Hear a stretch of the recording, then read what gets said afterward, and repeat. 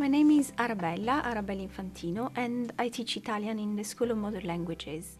I view teaching as facilitating learning and sharing knowledge in order to facilitate the learning process in an effective way.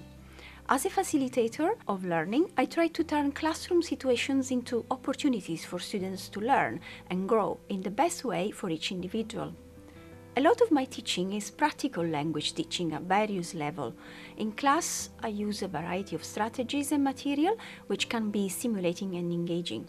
I set tasks or activities, including elements such as games and role play, to engage the students and to reinforce, practice and verify that what has been taught has been assimilated. Enthusiasm for the subject is a valuable resource. I try to use my enthusiasm to involve my learners. It is essential to engage the students in what they are learning.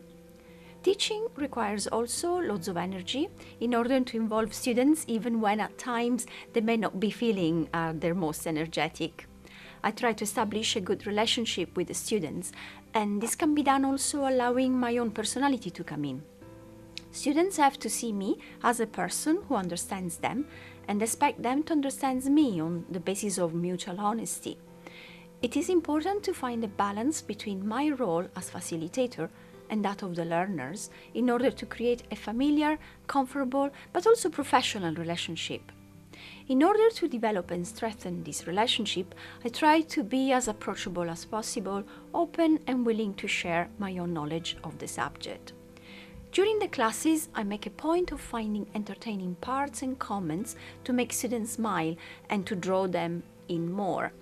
My aim is to provide an element of diversion relevant to the topic of the class and make the pace of the class less intense.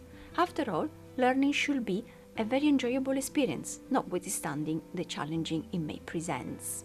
When planning a lecture or a class, I consider what level my learners are and the difficulties learning may present.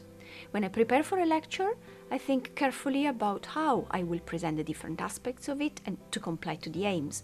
I try to view the points to be made from the student's perspective in order to foresee the difficulties my students may encounter in the learning process. The explanations I provide have to be explicit, the examples simple, clear, to avoid confusion. At the beginning of the class, I make clear the learning outcomes and recall them at the end of the class. Students must be provided with the necessary information to enable them to follow the class, to get engaged with it, to be prepared for assessment, and to be able ultimately to use the skill acquired in the future career.